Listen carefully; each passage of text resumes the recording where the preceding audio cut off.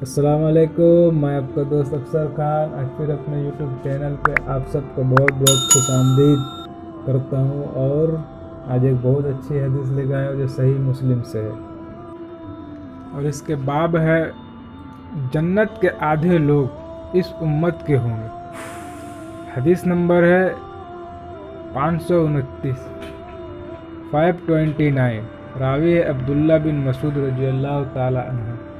عبداللہ بن مسعود رضی اللہ تعالی عنہ سے روایت ہے، رسول اللہ صلی اللہ علیہ وسلم نے فرمایا، کیا تم اس بات سے خوش نہیں ہو کہ جنتیوں کے چوتھائی تم میں سے ہوں گے؟ یہ سن کر ہم نے تکبیر کہی خوشی کے مارے۔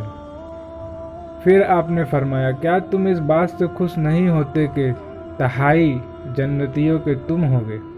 یہ سن کر ہم نے تکبیر کہی۔ پھر آپ نے فرمایا کہ مجھے امید ہے کہ جنتیوں میں آدھے تم لوگ ہوں گے، اور اس کی وجہ یہ ہے کہ جو میں بیان کرتا ہوں مسلمانوں کافروں میں ایسے ہیں جیسے ایک سفید بال سیاہ بیل میں ہو، یا ایک سیاہ بال سفید بیل میں ہو۔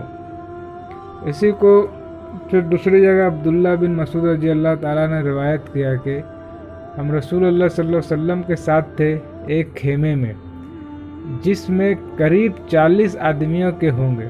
آپ نے فرمایا، کیا تم اس بات سے خوش ہو کہ جنتیوں کے چوتھائی تم لوگ ہو؟ ہم نے کہا ہاں۔ پھر آپ نے فرمایا، تم اس بات سے خوش ہو جنتیوں کے ایک تہائی تم ہو؟ ہم نے کہا ہاں۔ آپ نے فرمایا، قسم اس کی جس کے ہاتھ میں محمد صلی اللہ علیہ وسلم کی جان ہے، مجھے امید ہے کہ تم جنتیوں کے آدھے ہو گئے، اور یہ اس لیے کہ جنت میں وہی جائے گا جو مسلمان ہے، اور مسلمان مشرکوں کے اندر ایسے ہے جیسے ایک سفید بال سیاہ بیل کی کھال میں ہو، یا ایک سیاہ بیل لال بیل کی کھال میں ہو۔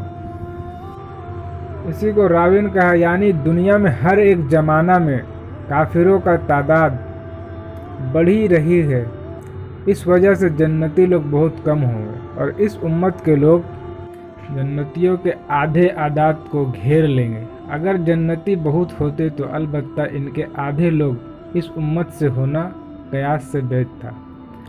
آپ نے پہلی ہی بار یہ نہ فرمایا بلکہ پہلے چوتھائی، پھر ثلث، پھر نصف فرمایا۔ اس سے یہ غرض ہے کہ زیادہ خوشی ہو، دوسری یہ کہ ان کی عزت اور عظمت ثابت ہو، اس لیے کہ بار بار کسی آدمی کو دینے سے نکلتا ہے کہ دینے والے کو اس کا بڑا خیال ہے۔ تیسرے یہ کہ وہ لوگ بار بار خدا کی تعریف کریں گے اور اس کا شکر ادا کریں گے۔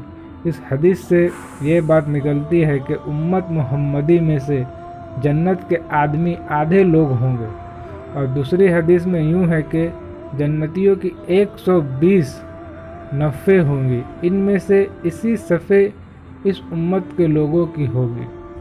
اس سے یہ معلوم ہوتا ہے کہ 2/3 جنتی امت محمدی میں سے ہوں گے۔ شاید پہلے رسول اللہ صلی اللہ علیہ وسلم کو نسب کی خبر دی گئی ہوگی، پھر اللہ تعالیٰ نے اپنی عنایت سے اور بڑھا دیا، 2/3 جنتی آپ کی امت میں سے کیے۔ آج کے حدیث میں اتنا ہی تھا، انشاءاللہ پھر اگلا حدیث لے کے آئیں گے۔ اب دیجیے اجازت۔ السلام علیکم ورحمۃ اللہ وبرکاتہ۔